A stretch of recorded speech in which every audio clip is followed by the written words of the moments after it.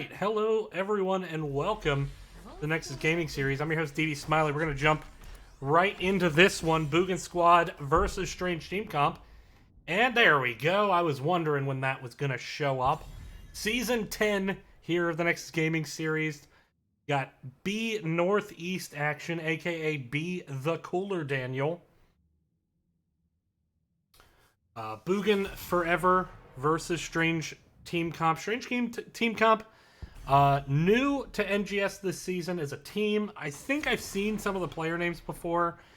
I know I've actually seen Jacob Schlew before, but otherwise, not familiar with this team. We don't really know what to expect from them. On the other hand, Boogan Forever, returning from last season. Same 5-man starting roster we played against week 1. We'll see if they can improve on their result this season. Missed the playoffs last season. Kind of had a bad end result down the stretch. Hoping to be more consistent this year and possibly challenge for those top spots. As we see the ETC, the Deckard, the Mei, and the Li Ming ban, ETC and Deckard nerfs notwithstanding, they are still considered very powerful heroes. The first pick coming over to Strange Team Comp, quickly taking a look at the maps. STC banned out Braxis and Tomb as we see, there is no bracket yet, silly Smiley. Anduin was the first pick from Strange Team Comp. A lot of priority on Anduin there, a bit surprising. Boogan Forever banning out BOE and Cursed Hollow. Back into the draft. With the Anduin, certainly things like Garrosh get a little bit harder to get a lot of value out of, but Anduin doesn't have great burst healing. He does have high healing, but that wind-up really takes away a lot of the burst options. And you got the Imperious Anna coming out. I gotta say, Thundercats Anna can be scary. The grenade placement is absolutely on point. It is very difficult to deal with. And Imperious, a very good high pick on this. This is a very brawly map. Wave clear does not have the primacy that it does on others. Thank you for dropping the Stuart in chat. Stuart is doing very well. Let's check on Stuart with the kitten cam. There he is. His brother Colby's on the couch too. He's harder to see, but he's off to the right. You'll see the floofy tail. Scooby-Doo doing very, very well. Speaking of Garrosh, there it is. Garrosh and Tychus. So you're going to see the Garrosh flip into the Anduin route, trying to give Tychus maximum time for that minigun to go off, or via a smart ban because of the Crushing Jaws, as well as the close range burst. It's just a lot of kill pressure. On the other hand, though, you now need to think about something to zone off the Garrosh, and with ETC down, that might be a bit tricky. ETC's kind of the typical counter you think of. Stitches getting banned out. It is something we've seen Bummer not play in the past.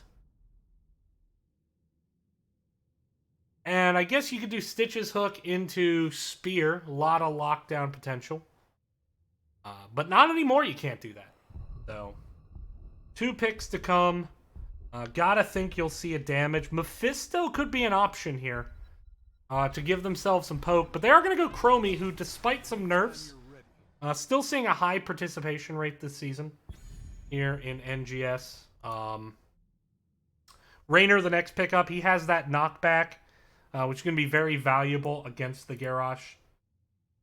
Just to make his life miserable. Chromie does a good job against Garrosh too, by just making it so hard for Garrosh to step forward. Next 2 picks coming down the pipeline. Last 2, I should say. Jaina and Samuro. So, Samuro is going to be the offlaner. Going to try to get onto that Chromie and Anna in the back line, you imagine. And, you know, right now they don't have a lot of damage that's great with the Samuro. You got to think, what tank do you pick? Joanna is up, but without her trait, she has not seen as much play lately. That is certainly true.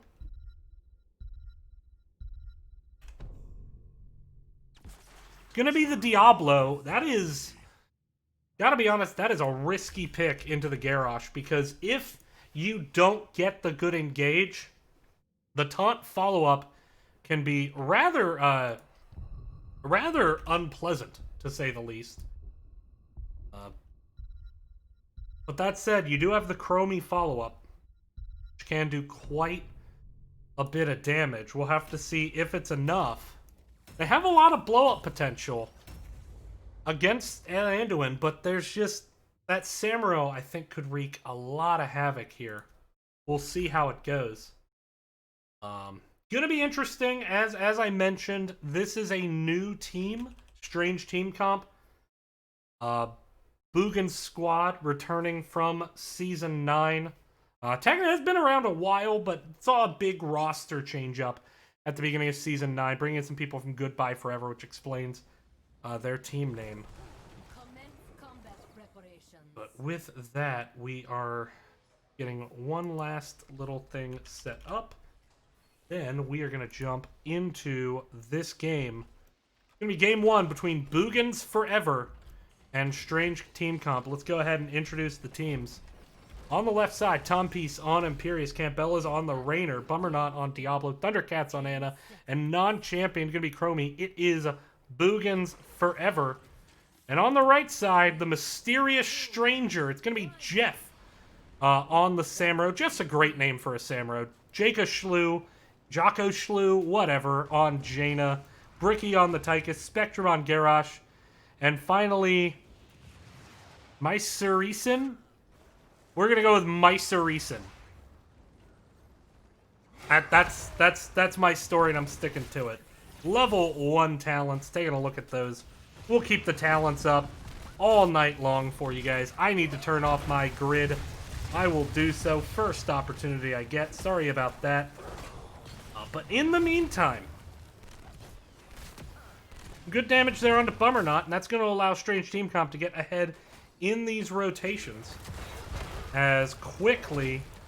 Look, no one can even notice it was so fast. Oh, look! What a stealth move! Sorry about that. Cursor guide's fixed.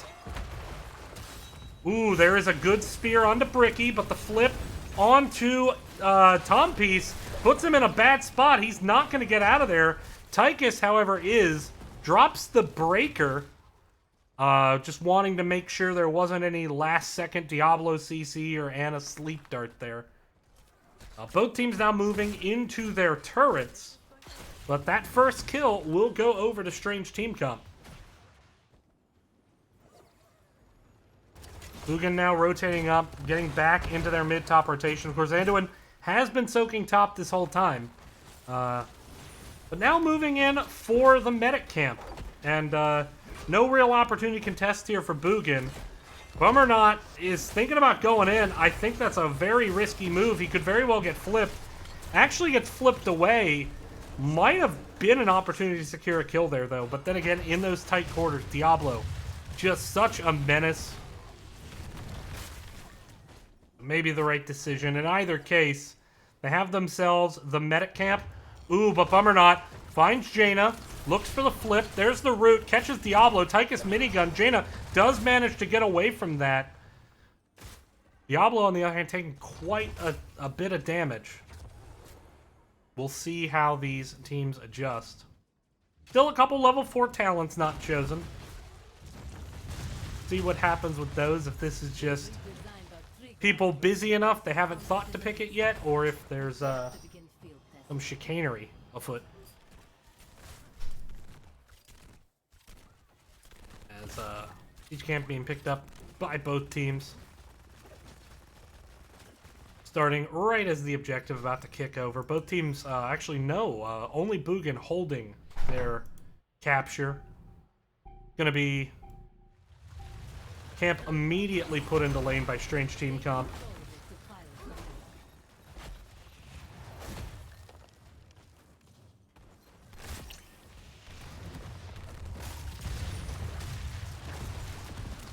Garrosh thinking about the flank, backs up. There is a time trap in that bush, so it will give vision.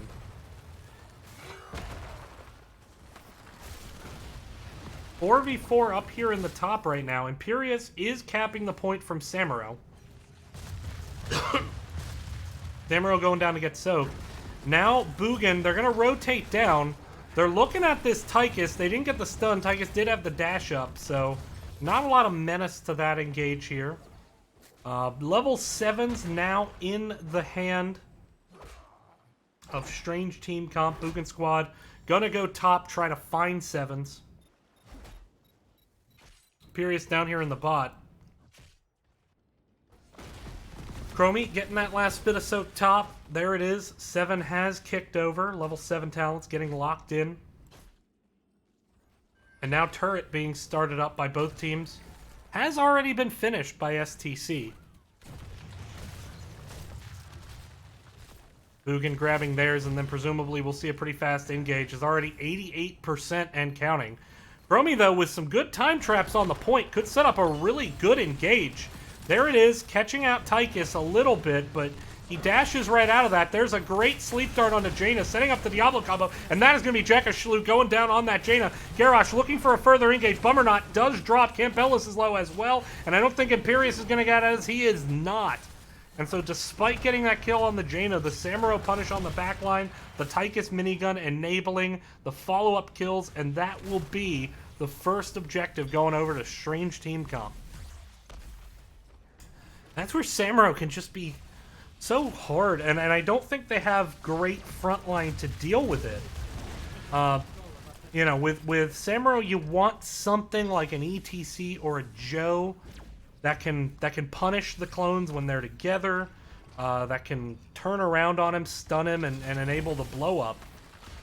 And they don't really have that because the Diablo Imperius want to engage. Now, Diablo does have that point and click stun if he can get the wall, but he's got to guess right. It only hits a single target, so yeah, it's a bit tricky. We'll see if Boogan Squad can crack that mystery, but in the meantime, level 10 coming down for STC in just a matter of moments.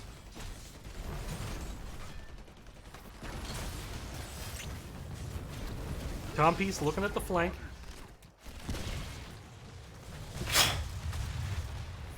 Pardon me. Could not prevent the sneeze there. Did my best. Sorry. We saw the water elemental come out there from Jaina, so it's going to be a Welly Draken laser rather than the Odin.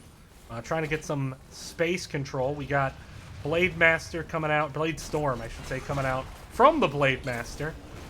So going to try to get onto that backline, get that AoE damage. Interesting salvation coming out from Anduin. And actually Chromie getting lit up there. Bummernot just has absolutely nowhere to go. Oh, another couple of kills there onto Boogan by the members of STC.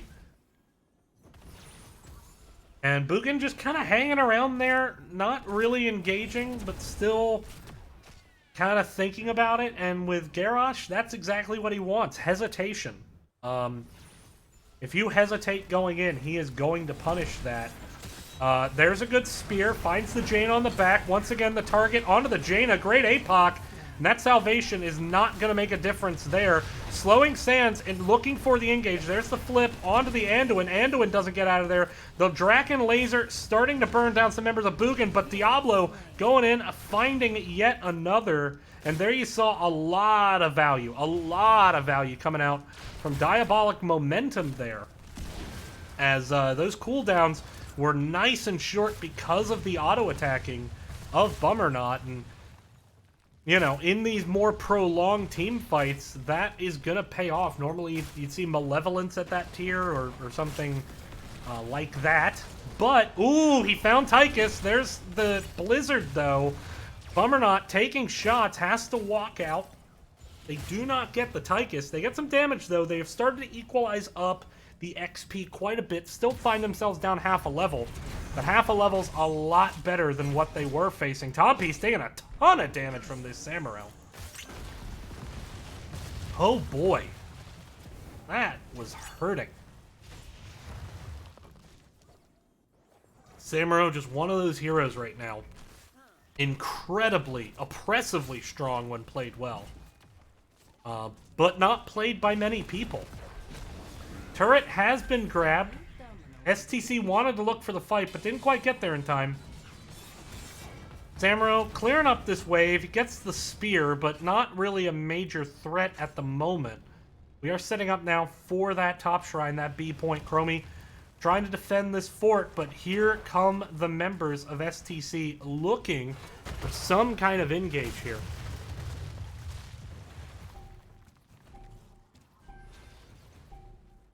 Samuro currently pushing up this mid as well. That shortened cooldown of Blade Storm is very, very good for wave clears, as it is going to give him faster wave clears than that Raynor. Raynor trying to get the last they can. 13's coming in now. We do see Ana going with the Purifying Darts. That's going to remove any slows, which against the Jaina, I think a good choice against the Jaina and the Garrosh, as any slows that you cleanse also provide bonus healing. That's going to come in handy, certainly. Samuro looking on the flank. Tom Peace goes for the spear, doesn't find it, but this will be STC. Go ahead and opting to give up some time on the point in exchange for this heal camp, which they grab. Thundercats looking for the sleep dart. Didn't find it, but at least would see the enemy team there. Diablo goes back up. They're capping the top point. Now, keep in mind, something they could have done there. You put more people on the point, it caps faster. The percentage doesn't climb faster. One person on the point's enough to hold it. But if you put more people on the point, it caps faster. Imperius coming down to rotate mid. Starting to clean this up. Samuro clones under the fort. But with that, Boogan backs up. They're at 71. They want to make sure they have their whole team here. Samuro getting caught out in that time trap, but Samuro just a very, very slippery hero. Blade Storm is down for the wave clear, so it won't be up if the fight starts soon. That said, Imperius only just now starting to rotate up. 71 to 79%. Boogan gonna have to force this decision soon or defend, but the Draken Laser just came out. They do, however, turn on it and blow it up, I think, fairly effectively. Samuro on the backline trying to do some damage. Now getting some cardio in on that treadmill. He does get stunned, doesn't quite get the APOC, but it's still enough to secure the kill. But meanwhile, it is Ana who's going to get blown up. Raynor on the point, preventing the cap, down to 100 some health. Does get out, popping the breaker, so the Ana goes down. But now they're going for Tychus. There's the spear. Chromie with the follow-up, but there's the cleanse from the Anduin. Well done, leap of faith there by the Anduin to save Tychus. But this should be Boogan Squad winning the second objective here. Oh, but Tychus stuck around too long, and Bummerknot was there. Great W. Oh, non-champion nailing that W. Hit the first, hit the flip as well. Really, really good skill shot there by non-champion. Just knowing exactly where his Diablo is going and knowing exactly where to throw the W to get max value. And that helps secure the kill. Very nifty play there, I gotta say. Now pushing up.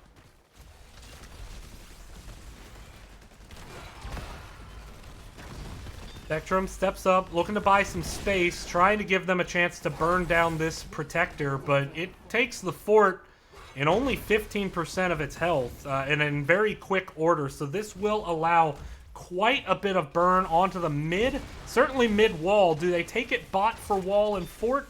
Looks like that is what they're going to do. They're going to try to let the minions finish up that last tower.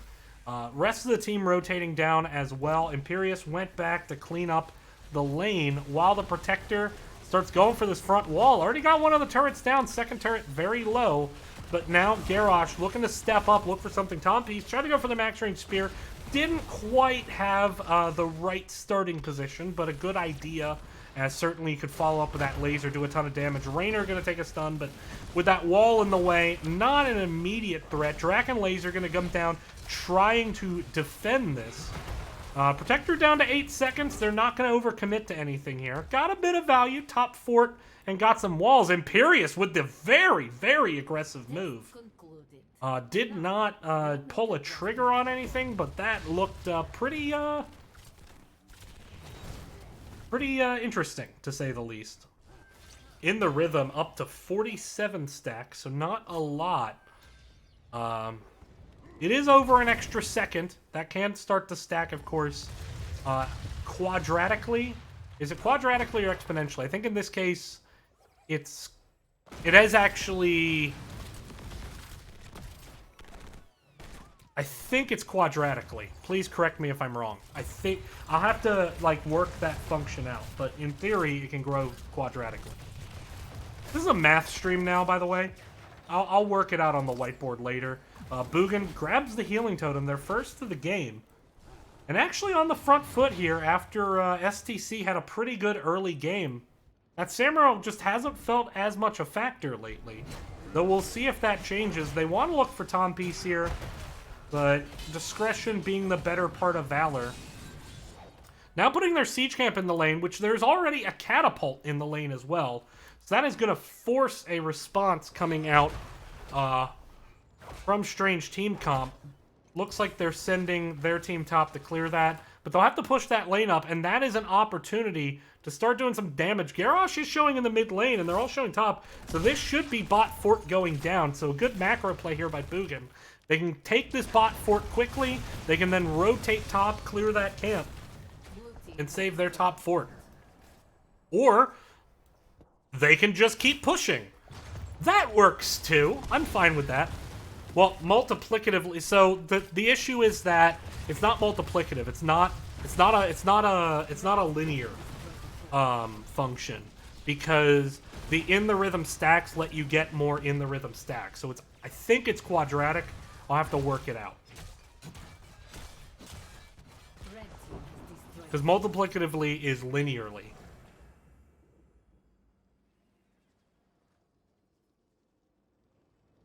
And it's definitely better than linear. I think it might actually be exponential. Yeah, it is exponential, actually. It is literally exponential. I'm an idiot at math. Anyway.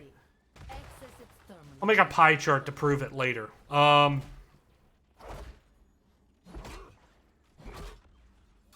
now. Looks like the focus going to be down here on bot for a bit. Except now it's onto this turret camp. Imperius is up in the top lane. Boogan wisely making the decision not to start this just yet.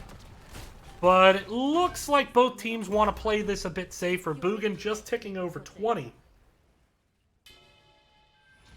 Blade Storm there has been used. Level 20 almost here for the members of Strange Team Comp. Imperius is rotating down. Does get found out by the Tychus. Tried to turn that around. Tychus with a good decision to walk away from that one. This will allow Boogan to get the start on this objective. Yeah, so the easy way to demonstrate his quadratic is, in theory, he could double... if he could double his... Well, in theory, he could increase his stacks by, say, like 50%, which is not that much, but the first time. Then he could increase them by 50% again the next time, then 50% again the next time. That's like exponential, in theory. In practice, obviously, it's not that consistent. Getting some damage out. Good decision there by STC, clearing up that mid wall, opening up a win condition, since they don't have a win condition through bottom. Now Imperius, though, is kind of an endangered species here. He may have stayed too long. Bit of an awkward spear, but actually good breaker there. A very good breaker by Tom Peace.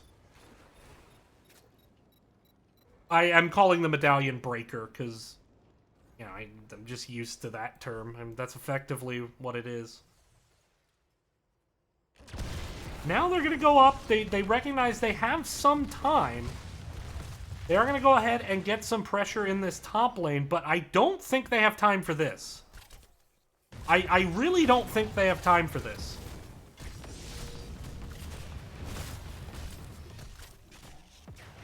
They are at 55% and ticking. Now 60. They are all still mounting up. This is going to be tight. Now they kind of have to take a forced fast engage here. Diablo needs to get a toe on the point. Garrosh gonna look to throw off. There's the Draken Laser. Diablo taking some damage, drops the healing totem. Okay, they did get here in time. Samurai on the back trying to 1v1 Tompies. Tompies does have a healing totem available as needed. The Dragon Laser does go down. They try to go in, but there is a fantastic salvation. Comes with the unstoppable post 20, but there's the Hellgate saying, no, Garrosh, I said you are going to be stunned and stunned, but the cleanse comes out, but Samuro not able to find the kill. On backside does go down. Spectrum and Jacob Schlu both low. Jacob Schlu trying to get a last Blizzard and no. Oh, great breaker there. What an excellent self-cleanse there by Jacko to get out of that. Turnaround damage from Tychus forces Diablo back. Now Imperious looking for something, doesn't find it. Ooh, great breaker once again. Both these teams really using that new mechanic extremely well in that fight. As Samuro was the only one to drop. But it's Boogan ultimately getting the edge there with those HP bars. Man, these teams, knowing already how to use that self-cleanse, very comfortable with that new mechanic, as we saw. Some excellent, excellent usage there. But now, this is the point where you want to just take the Protector and right-click the door, square in the dick till it don't work no more. Ooh, Tompi's taking a lot of damage. There's the Warlord's challenge. And you can't use the breaker when you're already stunned. That said, this Protector's still very healthy. 70% though, and falling. The Samuro doing quite a bit of damage to it, but the core is gonna drop first, and Boogan forever gonna take map number 1 here on Volskaya Foundry. Well done. Well, alright, Strange Team Comp early looked like they had that mojo. I think it was 5-1 kills at one point. Boogan turning the corner, really executing those Diablo combos well to set up the team. And I was skeptical about Diablo in draft. I said as much. But it worked extremely well there to get the kills. I think the highlight, though, is just these teams already were using the CC Breaker extremely well. We're going to get set for game number 2, and we'll be right back. Stay tuned.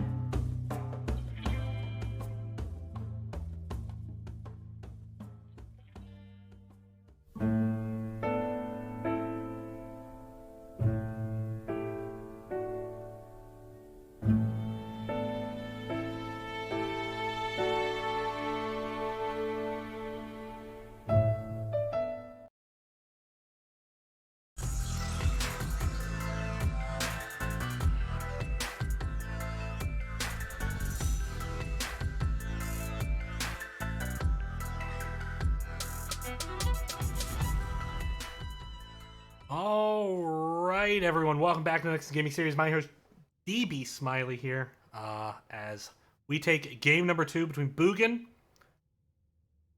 and STC. Boogan taking map 1, STC choosing to go with first pick. They also chose first pick after the coin toss.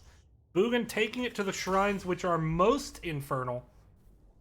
Here we go, draft number 2. We'll see if there are any response bans, or if we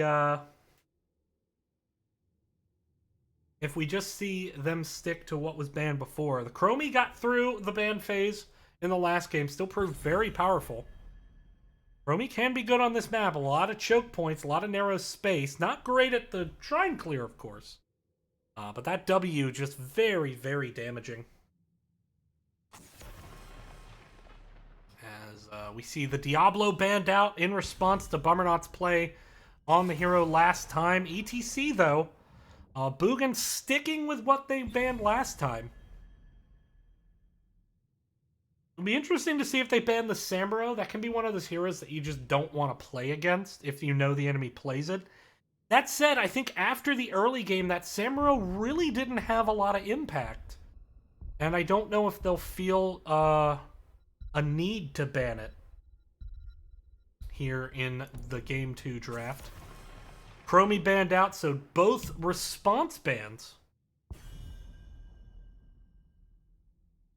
Does leave up the Ana, though, which I know Thundercats loves to play. Boogan banned out the Deckard in the last game as well. They're going to ban the Garrosh this time. So they felt that the Garrosh was a threat, and I think it was. I think getting Spectrum off that hero will probably help them.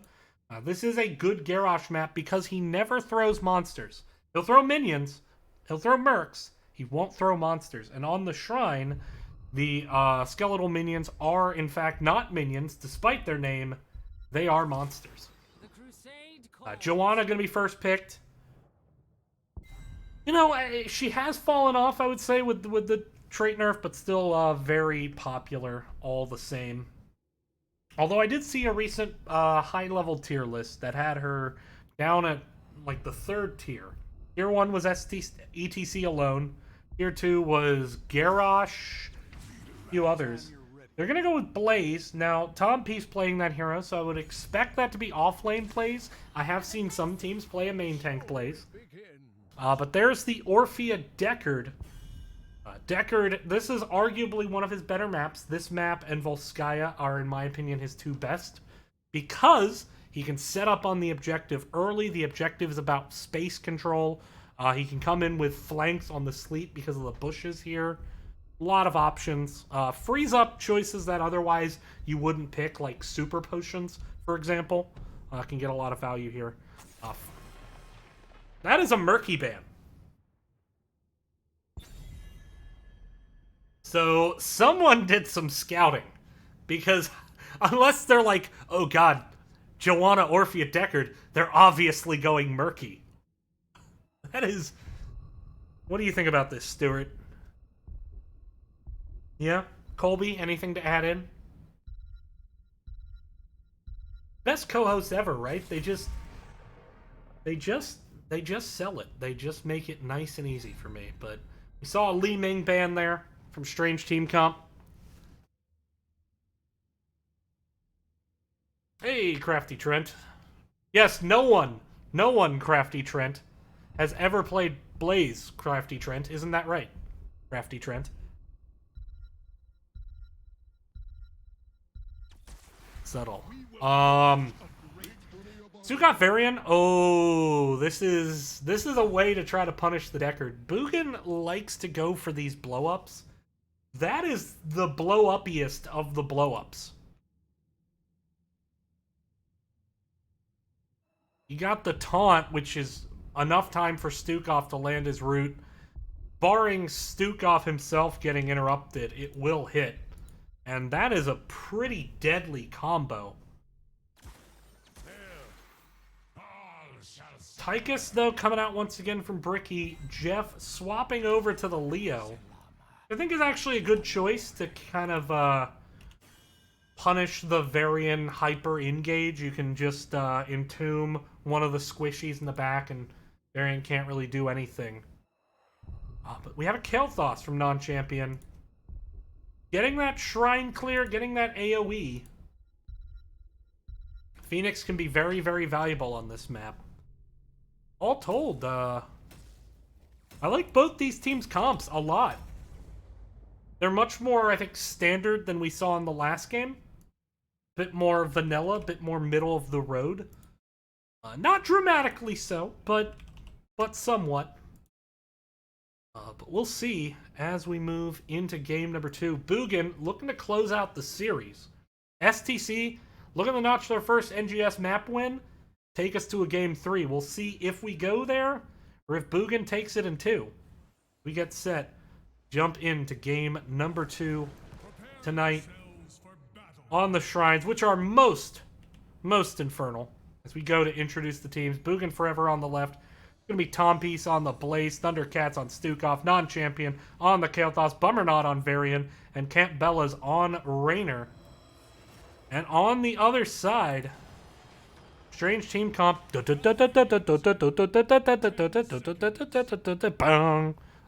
I can't do the Stranger Things theme. But it's going to be Jekashlu once again on Orphea. Mycericin, I'm going to be honest. I'm giving up. Miss on Deckard. Bricky on Tychus. I sincerely apologize. Jeff on the Leoric. I came up with a pronunciation last time and I can't do it again. Mycericin. Like, I think the first part's Myceri, and then I'm going to go with Sin, so Mycericin. We're not getting that spooky ghost hand, but going to be able to walk away from that. Slight rotational advantage over to Strange Team Comp early. Strange Team Comp did get that early rotational advantage earlier.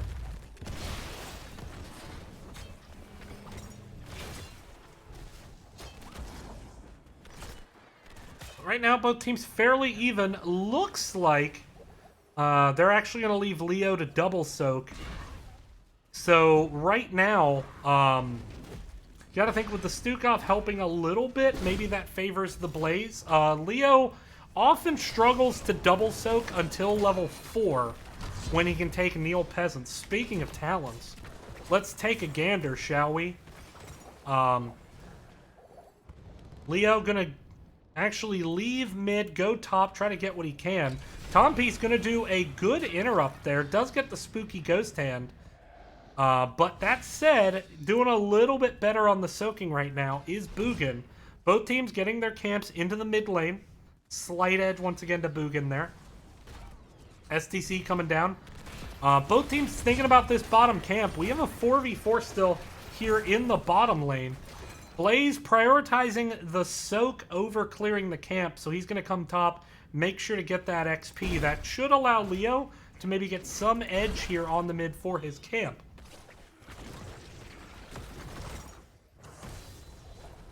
As Ruby is not selected. So we have Potion of Shielding coming out from the Deckard, which makes sense given the burst nature of this opposing team off the Varian. Stukov going with Fetid Touch and Vigorous Reuptake. I'm expecting Targeted Excision or Long Pitch. Ooh, good combo there, and that is going to kill Orphea. And there's that kill pressure we talked about from the Varian. All 5 there. Stukov with the silence as well, so Orphea couldn't get that little dash out. And that is what STC is going to have to deal with, because that is only going to get worse as this game goes on, especially once Stukov hits that level 13. Spectrum going to see Varian here, but not going to commit to this. Varian just checking, making sure they're not on that camp. As we are visited by a Chloe kitten. She is the new kitty. Camp Bella starting to work on this camp. Will not be able to solo it. Might die. Doesn't. Blaze comes down. Blaze now moving in range to actually keep the camp procced. And he's going to do that camp while Raynor's going to go tap here and then move back up to rejoin. Top Shrine is active, but nobody capping it yet. Tychus still rotating top. It is the Mortar Shrine. You can tell by the orange gem up at the top. as well as just hovering it on the minimap. Leo still away soaking, so neither team eager to start this objective, but Spectrum finally hits the button. 4v4, focus there onto Tychus. Stukov combo comes in. Orphea does chunk out a good, respectable amount of damage, but that is Tychus going down, and there is that taunt Stukov combo. It is targeted excision. My boy. My boy. My boy, Thundercats. I love targeted excision. I think it's one of the best talents in the game.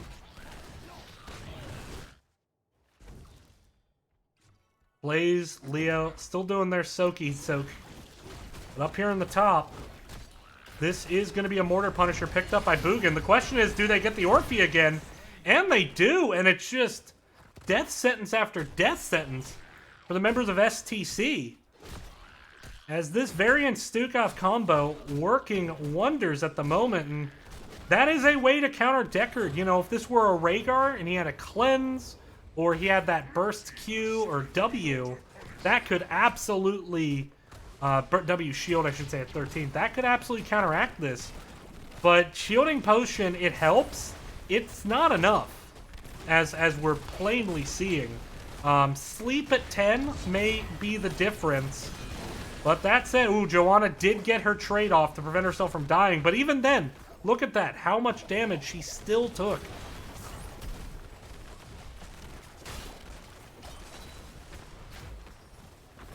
Good job avoiding that route, not giving Deckard the spell power. Top fort goes down. 4 kills to 0, all of them coming off this variant Stukov combo. As they now invade the Bruiser camp, they're going to take that. A lot of value off that first objective.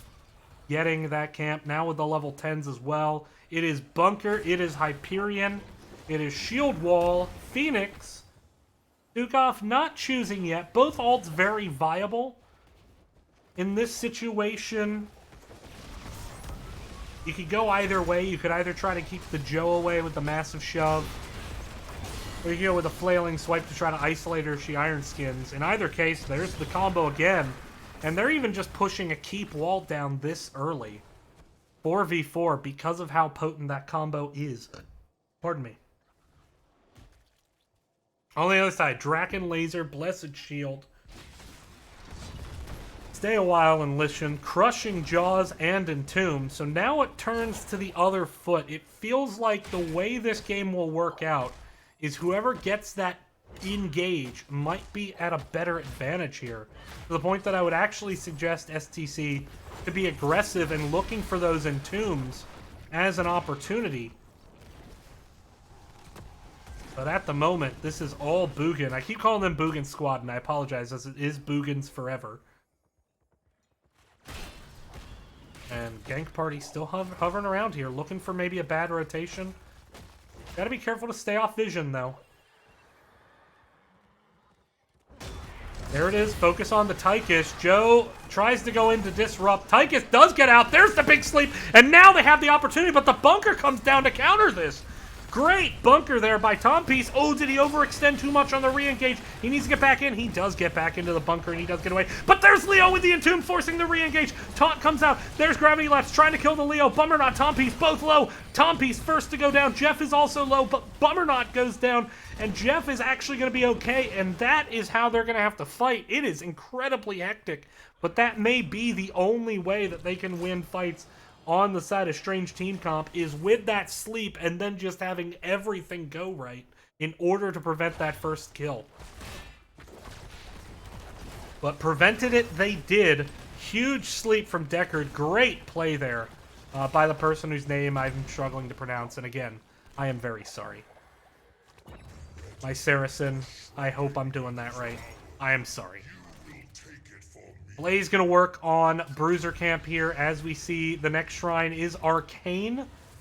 Some backs coming in from the members of Strange Team Comp. Just wanting to make sure they're healthy before this fight.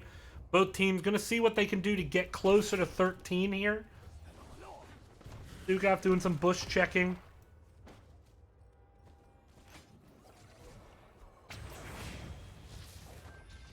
Arcane Punisher, they start the Shrine. Slight XP lead from Boogan. Leo going top to try to find 13. Boogan do have all 5 here, though. There comes the focus once again on the Tychus. Crushing Jaw is going to disengage that, but doesn't collect anyone. Now trying to turn this around on the Bummer Knot. Does escape, waiting for that taunt. Back up in 5. Varian going to get spotted in the bush here. Tychus dropping that Draken Laser, trying to buy some space. Now Campbell is getting engaged on. That's what we talked about, them wanting to be the aggressors. They're doing it well here. The bunker comes out. Sleep, however, does not buy Leoric safety. Non-champion did get flanked there by the Tychus, but survived by escaping. Blaze coming in. He is rooted. He is blind. He is stunned. He is in so much damage, but escapes all the same. Bummer Knot taunts onto Jacoshlu, but no follow-up. Orpheus stays alive. And so 4v4, but with the Leoric versus the Varian, you gotta think that favors STC, as they are looking to pick up their first Immortal. But keep an eye on this top lane. You got a Catapult, you got a Bruiser. However, Boogan gonna seed this and just get some siege camps into the lane. Tompy's gonna start working on this bottom. But it's gonna be difficult to clear this 3v4, one would imagine. I say 4 because Leoric is away top. He has at least saved this top cannon for the time being. Now Varian back up. This is the Arcane Punisher. Varian can take the leap. He does. Joe comes in looking for the engage. Root there onto Stukov. Just the tip. Only really good for the spell power there. But now that Stukov has the root at 13, that combo gets substantially more deadly. And if he can pull it off, it will help.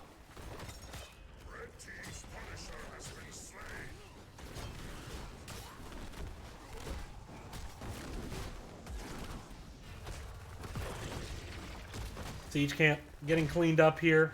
Picked up, I should say, by STC. But Bummer Knot wants this engage.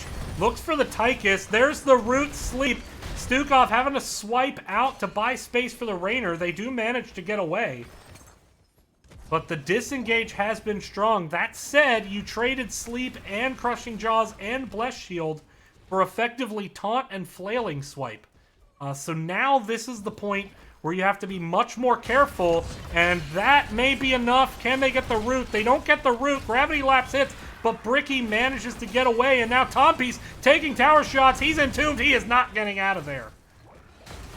And it just seems like Boogan not landing that combo right now. Bummer Knot maybe needing to be just a bit more patient. The rest of his team was not in range.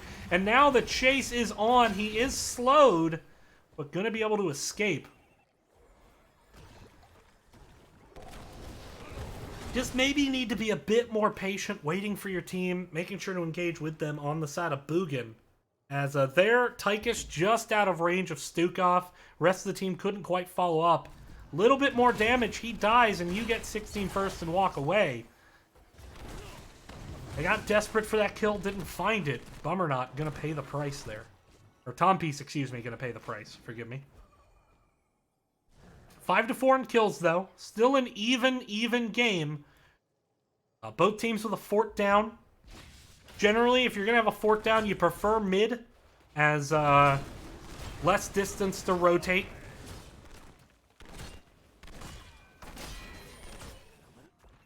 Top camp going to get grabbed here by STC, but they are going to start rotating down to come for this defense. Varian, however, is taking tower shots.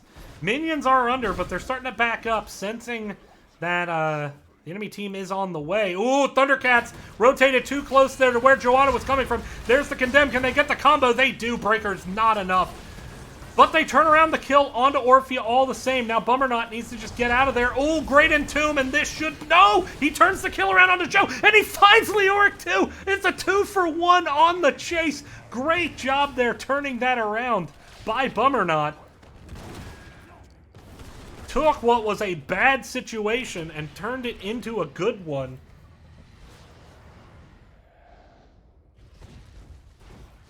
recognizing the situation. He's entombed. He's not getting out. He pops protected, by the way, and turns around looking for the kills and finds two. That is very, very good, clear-headed thinking, not getting caught up in the moment. And Bummerknot really showing some great improvement so far in these two games over last season. In that department, I think.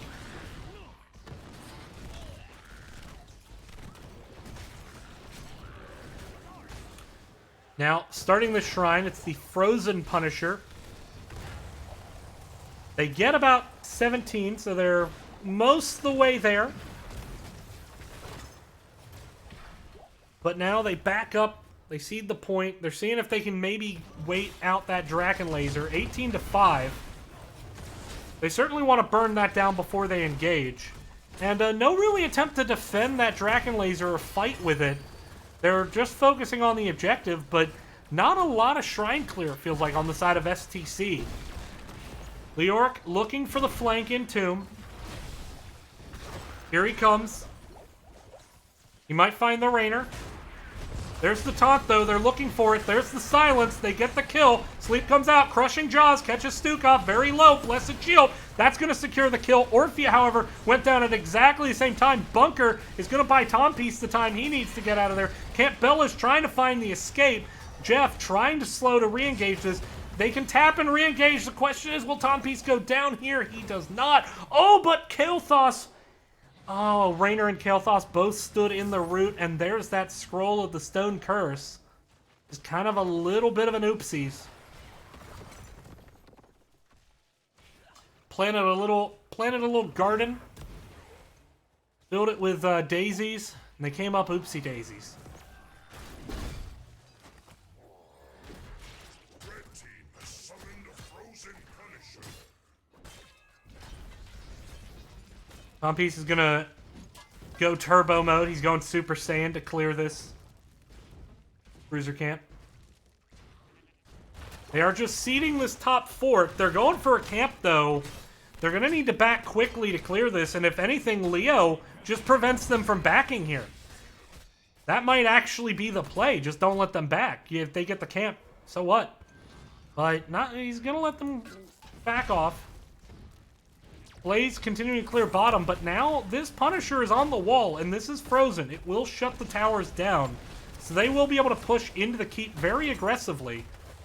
Blaze now backing, so right now it's 4v4. Draken Laser comes out. This keep is definitely going down.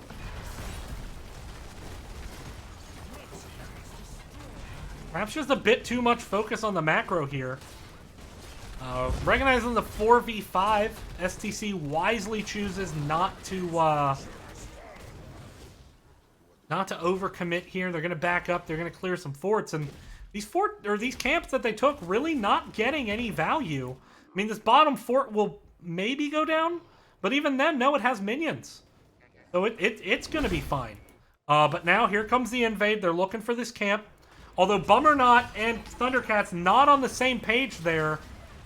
Very far apart from each other, so you didn't get the taunt root combo you're looking for. And this camp's still active, and it's going to be picked up here by STC. Blaze is going to back to take care of top lane. Kael'thas, though, already there. Will they at least get this fort? No, doesn't look like they will. So there we go.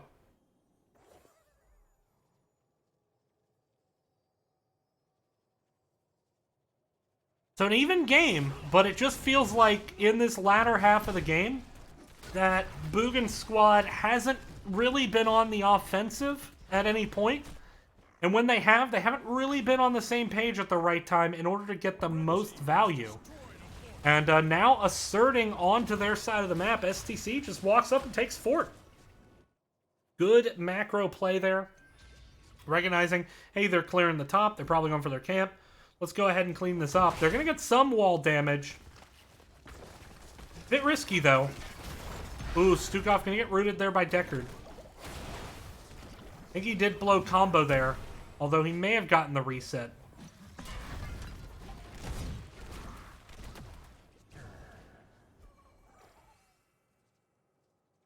Punisher will be arcane, so more hero damage focus. Now just going to walk down, go ahead and grab this bottom fort, try to equalize cata pressure. While the members of STC just avoid fighting, they're going to go ahead and clear this top. They're feeling like they like their fights on the shrine. They're going to take their fight there. Boogan squad looking for a gank, but just nobody really down here. And this could be a situation now where, I mean, they're losing their keep wall. And they didn't really get anything out of that. They were just kind of hanging around. And now they have to defend their keep wall so much. Jeff actually looking for an entomb. Doesn't pull the trigger on it. Does have the buried alive, however. So that's an incredibly powerful tool. Boogan just, it feels like they've lost that assertiveness that played them so well in the early game. Next shrine is starting up in 3 seconds. Bottom camp is up. Mid camp now being grabbed by the members of STC. Boogan gonna push up here.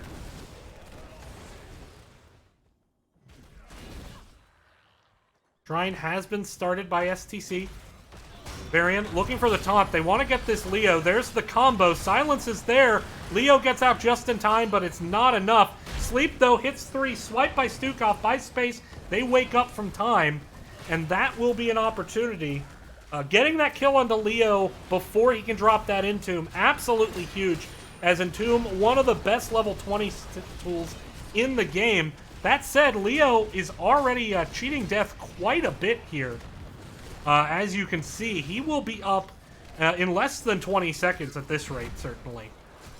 So, Boogan gonna need to work this quick.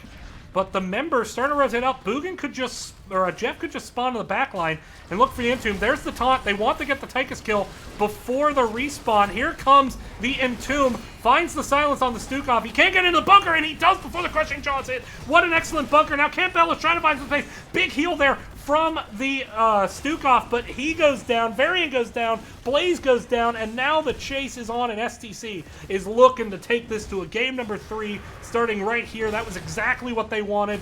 The Leo Entomb to set up the engage. He's going for the chase. He gets the kill onto Raynor, and he's going to be able to get out of there like a smooth criminal. Do they finish, or do they just push? Looks like they're going to push top. Kael'thas has cleaned up those catapults at least, but non-champion not going to be able to do a whole lot here. That said, Deckard going to take a while to heal everyone up. He at least has the unlimited potions. Ooh, there's the Entomb though on the Kael'thas before he got into the Hall of Storms, and down he goes, and that should absolutely remove all doubt as this game is over, but not this series, because we are going to a game number 3 between Strange Team Comp and Boogan forever. Let's see who's going to ultimately get the win in this series.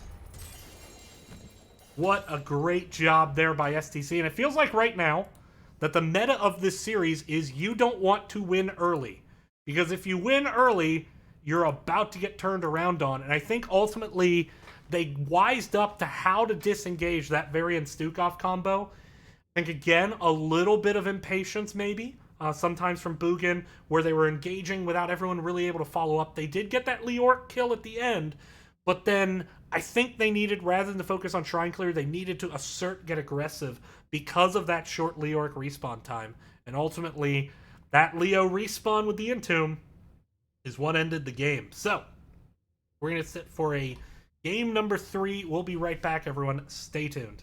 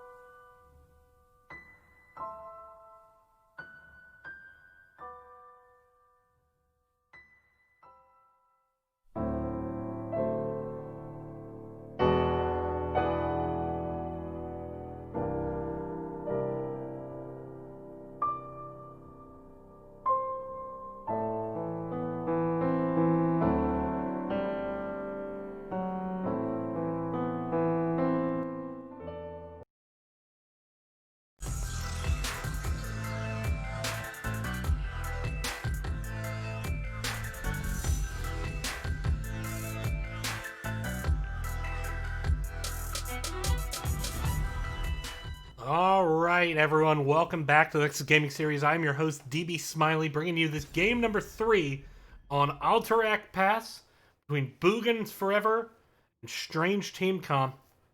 So far, teams have looked fairly even. Whoever's gotten the lead early has ultimately lost the game, as both teams doing a good job of learning as the game unfolds. As in the first game, the Garrosh led to a lot of early kills. Boogan figured out how to play against it. Game 2, Strange Team Comp died a lot to that variant taunt Stukov combo until they learned how to disengage it. And really how to pressure into it. So with that, we'll see who wins Game 3. Boogan Forever chose map pick. So all 3 maps that I picked by Boogan, they did choose Alterac Pass. They're going to go back to that Deckard Cain, banned out in Game 1. They let it through in Game 2, but those sleepy times, man, they did their damage. Diablo, though, banned out from Game 1. Very not surprising, given how well that Diablo was played. Do they ban out the Chromie again? They do. They're going to go with that. I thought the Chromie was played very well in Game 1 as well. And Chromie can be very good on this map. The stall potential, very strong. ETC, banned out again. No one getting the cow tonight. That CDR on Encore for Mosh is devastating. Makes it very hard to track on the enemy team the Mosh cooldown. That's actually the arguably the worst part about it. Because then you don't know when it's safe to be aggressive and to engage into the ETC without having to take all the necessary Mosh precautions. Just the uncertainty makes it so much harder. Joanna. Gonna be the first pick once again here. Spectrum did not see a reason to go away from it after the last game. Li Ming Mei. So Li Ming is going to provide that poke. So third mage tonight played by non-champion.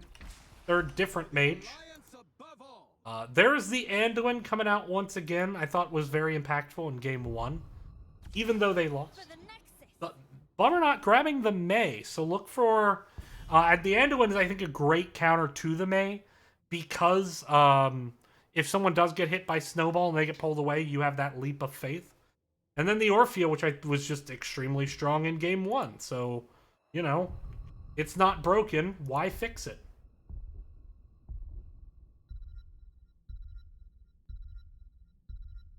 Next ban, it is the Leoric. You know, no Moss, they say. No Moss. That Entomb got a ton of value. What's the next ban?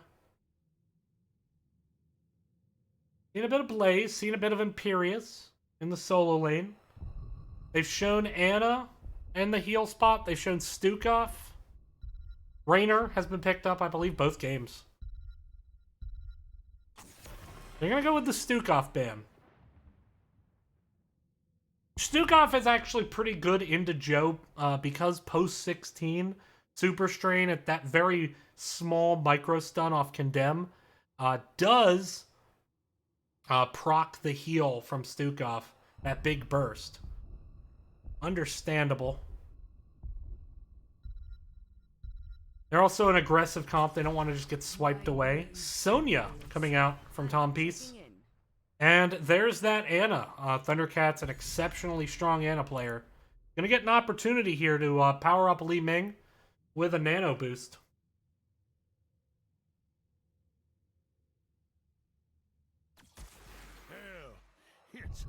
We got a Tychus third time. Bricky just gonna keep pulling that slot machine. And there's the Murky. It got banned out in the last game. But not now. So that Murky is gonna do a lot of split pushing. This map can be good for the split push. That said, there's not a lot of poke on the side of STC. And I would think that if you're gonna do a lot of Murky split push, you want some poke just to stall the objective, keep the enemy team at bay. Anytime you're ready. Instead, though, They're going to be aggressive. Keep in mind, no, Murky can also come in with the Octograb or the March of the Murlocs. Camp Bella's going right back to Raynor. So we've seen a couple assassins that are pretty comfortable on the heroes that they have played.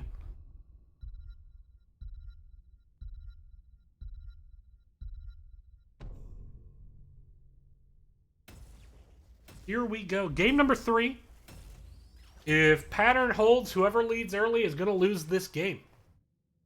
But very interested to see. I mean, this is our first look at Strange Team Comp. We haven't gotten a lot of chance to see what they can do at all, actually, because they are a new team. And East, Northeast, otherwise, pretty much everyone has some kind of NGS experience, largely. So this has been an enlightening affair, but it is not over yet. As we jump into the third and final match of tonight. It's going to be Boogan Forever versus Strange Team Comp. Let's introduce the teams. On the left, it's going to be Tom Peace on the Sonya Camp Bellas, once again on Raynor, Bummernaut on the Mei, Thundercats again on the Ana, and non-champion on that Li Ming. It is Boogan's Forever. And on the right, Macerison is going to be on the Anduin. You got Jeff on that Murky, Bricky on Tychus, Spectrum on Joe, and Jaco Schlu is going to be, I know I've pronounced that like 8 different ways tonight, is going to be on the Orphea. Level 1, Murky going with the bribe. It's kind of a risk-reward talent on this map. You know, if the enemy team is diligent with their camps, it's almost impossible to steal. And so you just end up using it to kind of fast clear your own camp. But if you get the fire bats from the enemy one time, it can absolutely be worth. Boogan gonna want to make sure they're killing those eggs whenever they come out to deny the bribe stacks. Sonya's immediately to the bottom. Murky coming out, gonna get some slime, taking some damage, but can just bubble and walk away from that. Bummernaut engaging up towards the top, taking a ton of damage from this Tychus, is now slowed, has to ice block that through. Bummernaut is able to slide out. Now non-champion gonna have to get away. They do 2v4, but they survive. Meanwhile, Raynor clearing at the bottom, and Murky takes a visit to the egg. Of course, takes a licking, keeps on ticking. And just gonna stay bot, try to passive soak any of the globes that get dropped. Murky, though, should get a pretty good opportunity to clear this lane up. Sonya clearing up the camp. They want to get it into lane quick. Nobody working the camp right now for STC, as they're putting a huge emphasis on clearing up this top lane. Murky is going to double soak, so this is something we saw them try to do on Infernal Shrines early with a lot of double soaking and a 4-man push. Now 4 people going to clear up the camp here. Murky coming down to bot. And that's an Ana laning against a Murky. This is welcome to the DB Smiley Storm League experience. Only imagine it lasts all the way to level 10. DB Smiley in this case is the Ana. So now both camps meet in the middle. Definitely looks like STC has an advantage on those health bars right now. Minions are coming in, though, so there will be a buffer to finish them up before they get to those walls. Big rotation top. Looking for Sonya. Tom Peace wisely chooses to walk away from that. You got Raynor now laning against the Murky. Murky is just going to rotate mid, get that soak.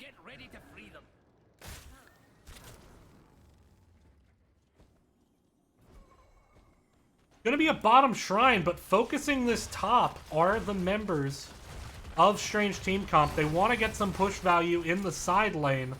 Allow Murky to maybe get a bit more. Ooh, there is a good engage by Mei. Gets Orphea in a bad spot. She blows the breaker, but it's not enough. And that is the first real kill of the match. Going down. Oh, the sleep dart onto the Joe forces out the cleanse from Anduin before the objective. And this is a big opportunity for Boogan. They're going to miss some soak here in the mid. They missed 2 crystals, not much. Sonya's going to go ahead and start working on this camp. Li Ming, I think, going to poke over the wall and help while Boogan starts to try to get some early channel. And you don't have the best poke on the side of STC to control their side of the prison camps. They really want to get aggressive and get a fast kill because of the way their comp works, and that will, even if they don't cap, if they can get a fast kill or just stall, it's going to allow Murky to continue to apply this pressure up in the top lane, which of course is their goal with this kind of comp. Right now they are not winning the XP race though, and that is going to hurt them. Timer is ticking, 23 seconds, 4v4 at the moment as Sonya and Murky find each other mid, pushing the camps. Joanna moving in, looking for the engage. Bummer not, taking a lot of damage. Avoids the worst of that Orphea lollipop hitbox. Both the tanks a little bit low. Bummer not, taking a bit of a beating, slides in, buys the time they need to grab the camp. Anduin not able to hit that root on the retreat. And so Boogan is going to win that first objective. Murky going to go soak the top. Sonya presumably will do the same after helping to clear this mid up. But it looks like the emphasis for Boogan will be down here in this bottom lane. Bummer not going for a taunt, and then we'll pressure up with that cavalry. It looks like Ming going to join as well. Thinking of trying to find something on the flank here. Ooh, speaking of the flank, look at positioning of Orphea here. Very, very aggressive. Joanna steps in, Condemn hits 3, but Orphea not really able to step up, just a little bit too far forward. Has to rotate back, and that buys them time. Ooh, Spectrum taking a lot of damage, pops the Iron Skin, is going to be okay for the time being. Mei gets rooted, but is going to be okay. Just trying to clear up the minions as she can. Get some CC, get some zoning. Meanwhile, though, Sonya has been pushing this mid. They want to just get walls here, and they'll be able to call that a victory. But that said, they don't get the full wall in the mid. They don't really get either of the towers down. Are they looking for the Orphea, though? Here it comes. Great engage by the Mei, and Bummer not really landing this combo well. And now the Condemn comes in, but this is a 3v4. They could absolutely turn this once Bummer not's cooldowns come up.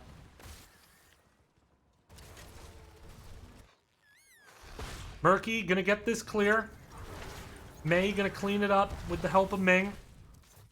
Murky now gonna run top. Sonya getting the siege camp into the lane. I don't think Murky has bribed anything yet. Let's take a look at... Ooh, Murky goes down, so we'll take a look at his stacks in a second. Siege camp getting grabbed here by the members of STC. Murky in the mid. Let's take a gander at his stacks. He is at 32. So that is 8 stacks. Or 4 stacks, I think. Yeah, 4 stacks. See if he can maybe steal the siege camp on the side of Boogan at some point. Bot fort does go down as Boogan pushes in to finish it, but up in the top, you know, anything you can do, I can do better, say the members of STC. But, you know, this fort's still standing, about half health, and here comes the engage. Tom Peace does get dismounted, finds the stun on the Spectrum, sleep dart there by Anna.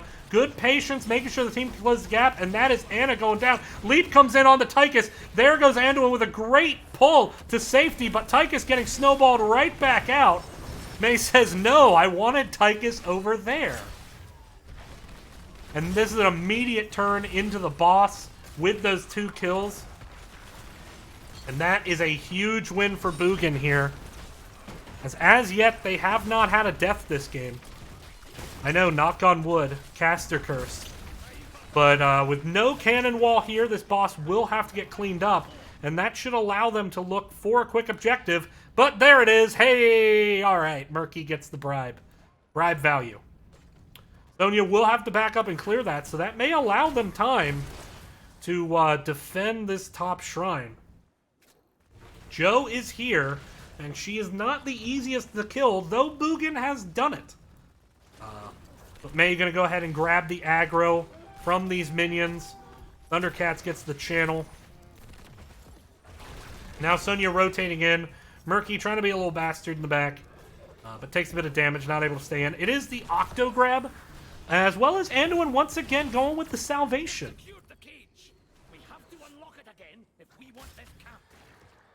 So, camp secured. About a third of the progress so far for Boogan. They need another couple of thirds. They're going to go ahead and clean up this mid lane. Try to get 13. Sonya helping to grab 13 bot. Here they come.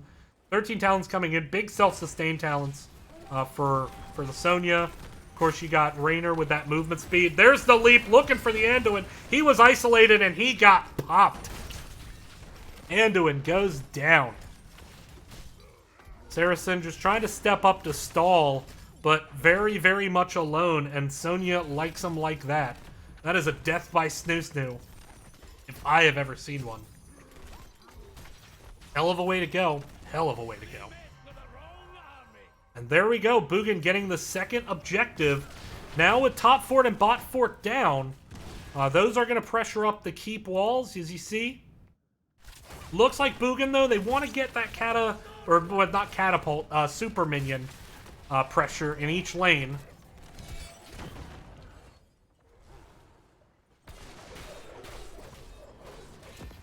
But now actually rotating to the bot. Engage possibly onto Sonya. No, she does get out. Meanwhile, here come the members of Boogan. They dismount Murky. Where is Murky's egg right now? I think Murky's egg is still mid.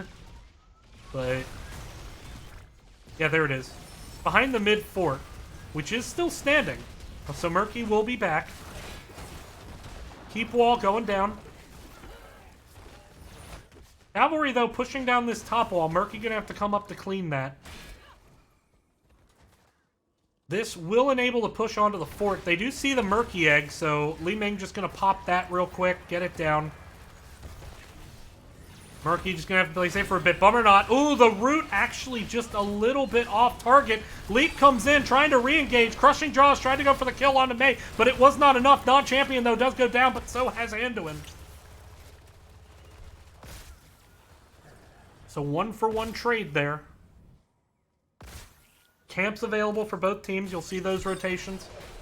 Bottom boss is up.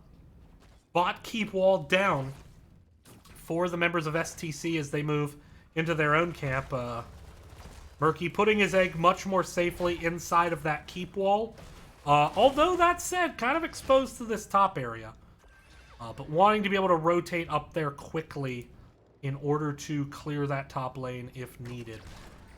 But an immediate move in the boss, seeing these members top, as all three members up here showed on the side of STC.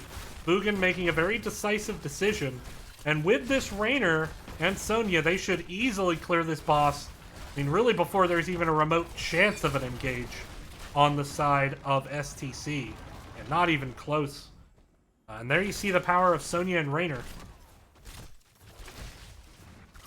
Sonya now going to come up, clear these fire bats back up.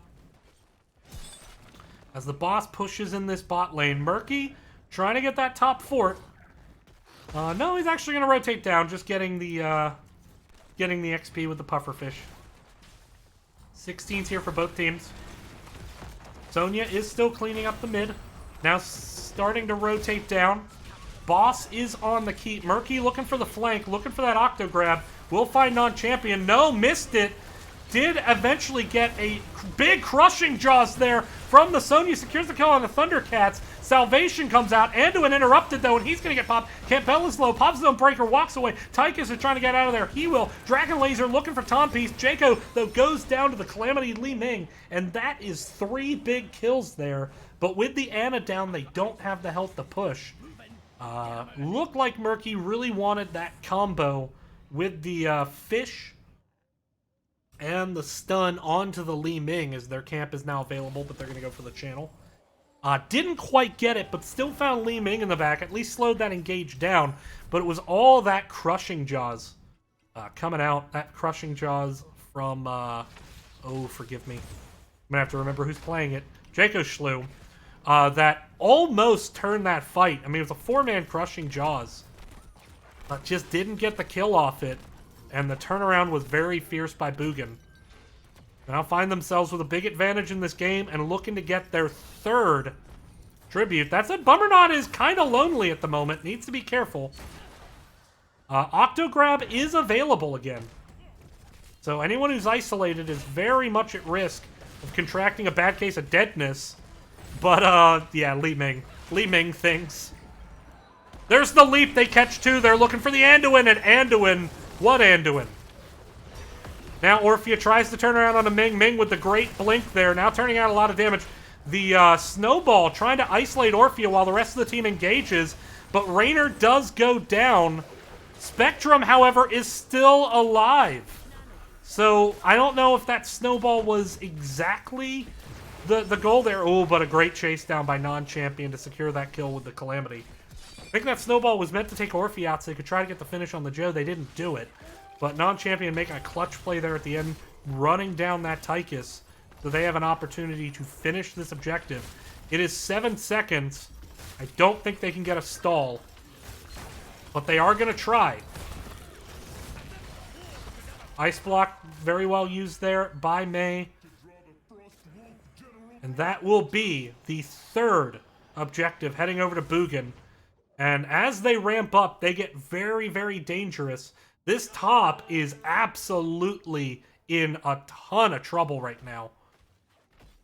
That cavalry gets there, that keep will drop fast.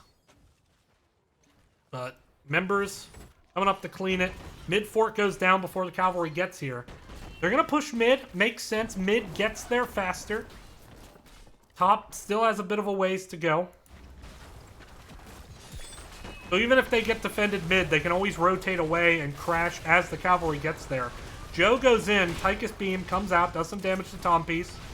Cavalry unit, though, getting burned down very quickly. The Dragon Laser was dropped. Looks like they're going to turn attention towards the top. They see Murky in the bottom. There is no keep to get there, so they want to try to reduce the armor on this core. Level 20s are here. Sonya goes in with the leap. There's the big blow up once again onto Anduin. They have just been all over my Saracen this game.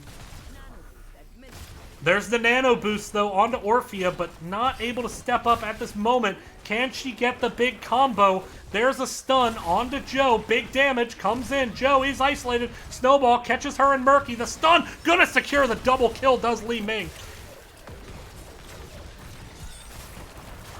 Jackashlu trying to get the turnaround. No, does go down. This core taking damage. It is half health, but Tompies is very, very low. Li Ming, though, Raynor poking away at it. This core down to about 10k health. Murky goes down once again. That's going to give Ming the resets. Tompies goes back in, starts the damage. Bummernot all over Tychus, trying to zone him out. The core is down to 5,000 health, but Tompies and non-champion are so incredibly low. Camp Balisonic core is down to 2,000, and that will be it. Boogan squad gonna take game number 3 and the series. Congratulations to Boogans forever. I called them Boogan Squad like a billion times tonight, and I am very sorry because they did change their name.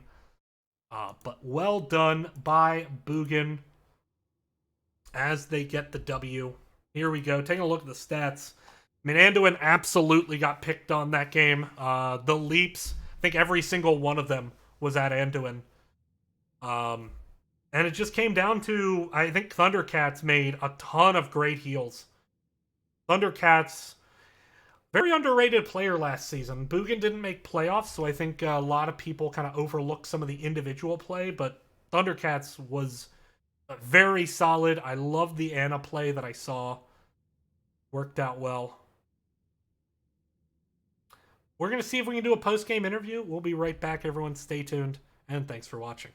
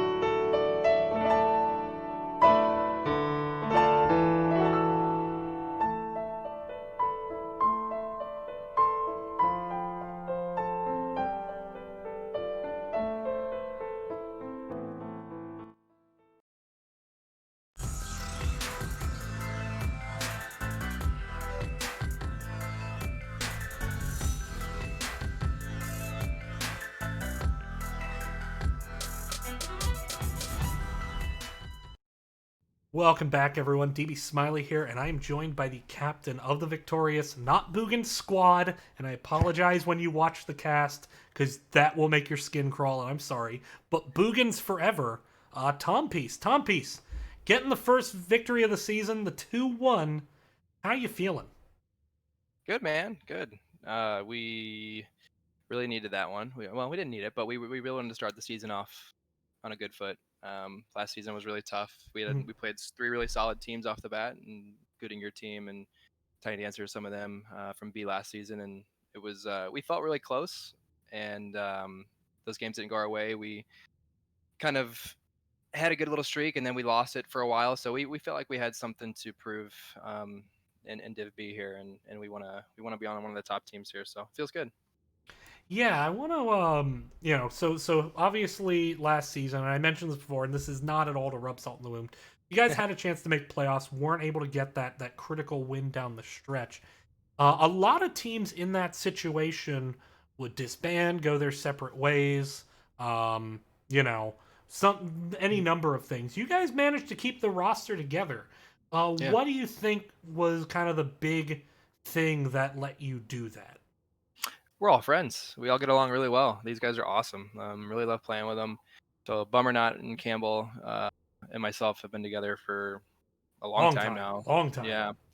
Yep, and then we brought Thunder and Nan in. They're some former Goodbye Forever Mhm. guys, and it's just really been a good synergy with us. It's never easy when you bring a whole new team together, or even just one or even two additions. You're learning a lot with each other.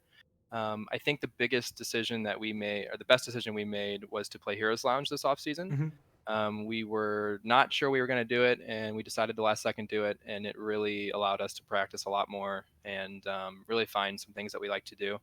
So, but yeah, I mean, as far as Goodbye Forever goes, so those guys, like we play with all of those guys like every day. So, the guys that aren't playing on a team, like some of them are subs for us, and we play with them a lot. So it's a big group of guys that enjoys playing together. It's pretty nice. Awesome. Well, it's good to see that. It's good to see you guys stick it out, come back, looking strong here. Obviously, we don't know where Strange Team Comp fits into the great puzzle of B East yet, given that they're a newer team. Mhm. Given that, how do you go about scouting a team in that situation with a lot of new players with no NGS experience? Yeah, I mean, just kind of looking. We use the heroes profile as much as we can, and you just do your best to see what their um, top heroes are. I mean, especially as a new team, you assume that they're probably going to want to go for the heroes that you're seeing that they play a lot of since their first time in NGS. But I'll tell you, they were pretty good. Like they're going to do just fine in this division. I feel like that second game they really adjusted to our blow up comp. We haven't really tried that with the new medallions yet. I don't necessarily Mhm. know that really made the difference. They adjusted really well.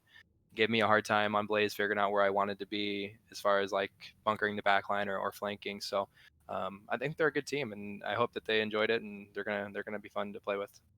Yeah, there was actually I want to draw attention to that first game, that last team fight on bot. I saw like 4 or 5 actually really meaningful medallions just in Mm-hmm. that last fight. Turned what was just like an all-out brawl into only one kill. Ultimately, you won the game off that because get protector, right click core, R. Yeah, Like not exactly. hard to figure out what to do when the keep's already down, right? Hmm. But or at least the keep wall was down. But nonetheless, like how do you guys? How comfortable do you feel with the new medallions? Are you still working on it? Do you have any tips for people out there? I wouldn't say that any of us are really that comfortable with it yet. We this last week or so, a couple of us were on vacation, and we really haven't gotten a chance to. We really didn't get a chance to play PTR together, and we haven't had a chance to scrim before this game, which we're gonna start doing more. So I wouldn't say that we feel super comfortable on it by any means. It's one of those things where I just forget it's there, and I gotta just force myself to make sure I'm using it more often. And you're trying to decide, like, you don't. It's a 5 minute cooldown, so you don't want to use it when it's not necessary, but Right. then you end up not using it, and then you don't use it the rest of the game. Right. So it's weird trying to figure out how we want to play with it. So yeah. All right. Well, all right. So now I'm going to ask you the question that I've been asking everyone first week. Mhm. What are the goals this season? Make playoffs for sure, but we want to win. I think that looking at some of the Div A teams, there's some teams there that we've beaten, that we've played well against, and or been at least close and hanging in there with. And we've been in B for 2 seasons now, and I think that we've kind of underachieved for how good I feel like these guys are, and I think that they feel the same way. So we want to win, obviously, but the first things first is to make the playoffs, which we haven't done in B yet, and we'll start by doing that, and hopefully work our way into the championship. All right. Well, thank you for taking the time on the interview. Last call. Any shoutouts? Just the boys. Just the boys. Great games, and thanks for everybody that tuned in, and I appreciate you casting. And we didn't know if we were going to get a caster for the game or not, so we were happy to see that you picked it up last minute there. All right. And with that, thank you for letting me cast, and thank you, everyone, for tuning in. This has been a Nexus Gaming Series match, Season 10.